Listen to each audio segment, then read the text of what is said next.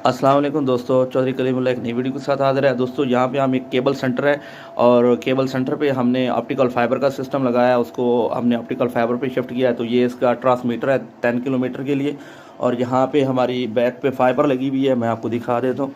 यहाँ पे आप देख सकते हैं, ठीक है। और यहाँ पे इसका स्प्लैटर है जो फाइबर के साथ खसूसन यूज़ किए जाते हैं, ज़रा अच्छी क्वालिटी के होते हैं ऑप्टिकल फाइबर। और इसकी जो फ्रिक्वेंसी है वो 1310 होती है, ठीक हो गया।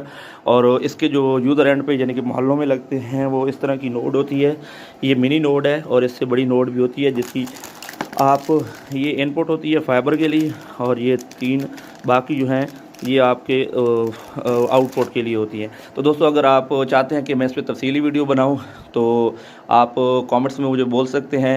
बराए मेहरबानी वीडियो को लाइक कीजिए, दोस्तों के साथ शेयर कीजिए और आपके कमेंट से भी हमें पता चलेगा कि आपने इस वीडियो को पसंद किया, तो इंशाल्लाह इस पे डिटेल वीडियो बनाएंगे। इसके साथ और कोई